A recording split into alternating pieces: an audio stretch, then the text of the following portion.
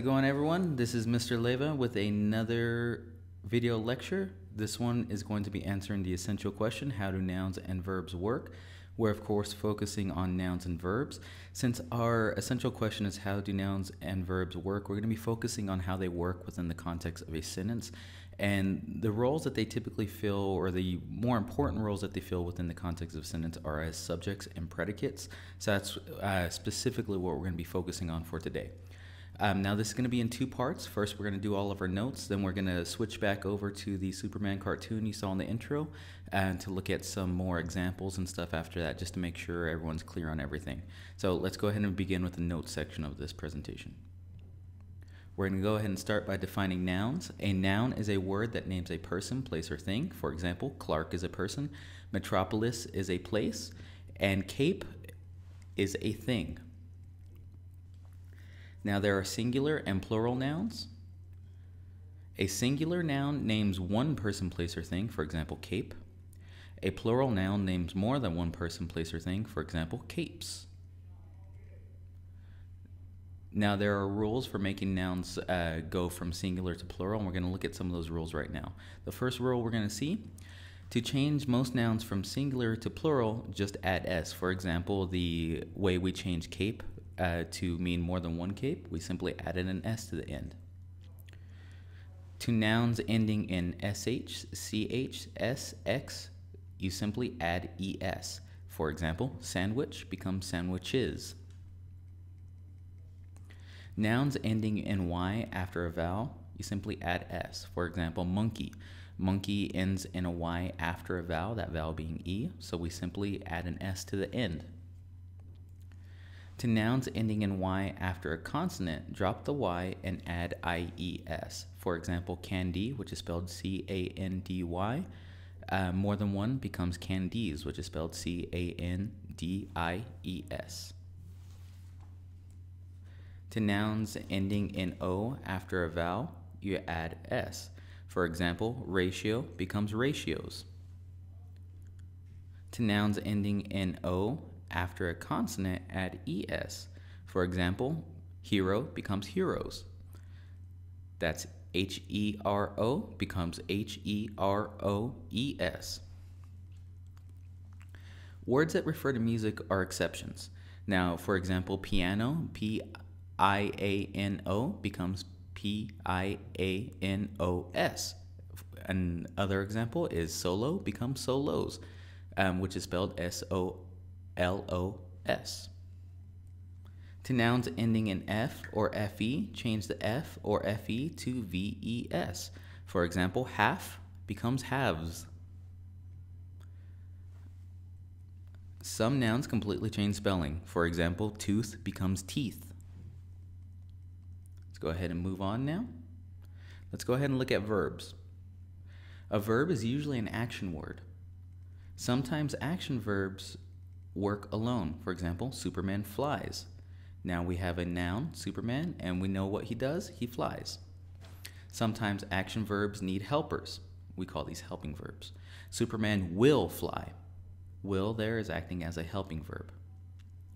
Some common helping verbs are as follows: is, am, are, was, were, did, do, could, might, can, may. So if we look at our example right above there, Superman will fly, we could change it to Superman is flying, Superman was flying, Superman did fly, Superman can fly, Superman could fly, Superman might fly, Superman may fly. So those are all helping verbs that are pretty common. Let's go ahead and start looking at sentence subjects now. Every sentence must have a subject and a predicate. The subject is usually a noun. The subject is what or who is being talked about.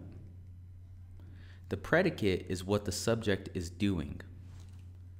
Let's look at an example right now. Superman saved the day.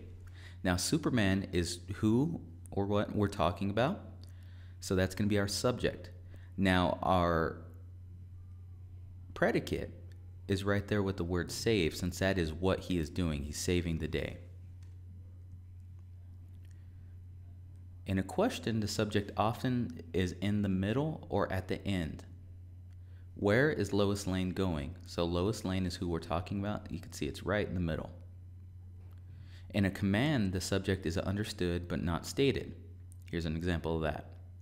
Stay there. So imagine I'm looking directly at you and say, stay there. You are who I'm talking about. I'm talking about you. So we always put that in parentheses just to show that it's implied but not actually said. In a sentence starting with there is or there are, and here is or here are, the subject follows is or are. For example, there are the robots. Now, robots is what we're talking about, and as you could see, it follows are just like that. Now, that's all we have for the notes today. So what we're going to do now, we're going to hop back over to that little Superman cartoon so we can look at some more examples. And again, we're talking about nouns and verbs and how they work, and focusing on their roles that they play as subjects and predicates. So let's go ahead and jump over to that other video right now. Jumping straight into our examples, nouns are words that name people, places, or things. For example, Superman is a person or thing, depending on who you ask. Eyes are definitely things. Lois Lane is definitely a person. This secret underground lair is definitely a place.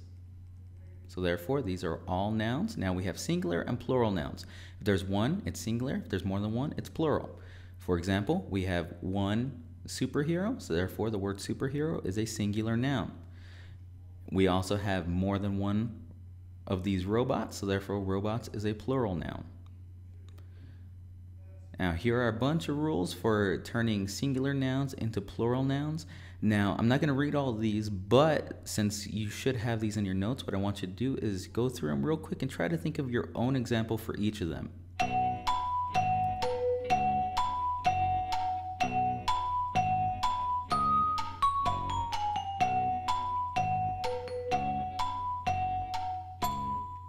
Alright, so let's go ahead and get ready to move right on to our next little section here. It's going to be verbs, which are usually action words. For example, sometimes they work alone. Here's an example.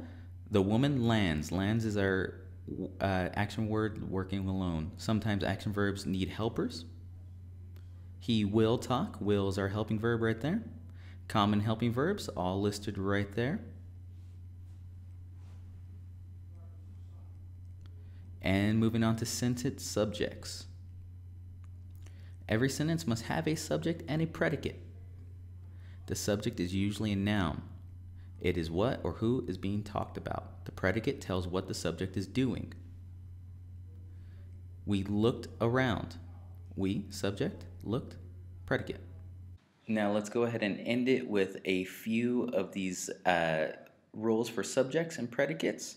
I'm just going to have these showing on the screen right now. So, and I'll use this time to remind you that if you have any questions, feel free to email me at timothy.leba2@aps.edu or hit me up on Twitter at Mr. Leba.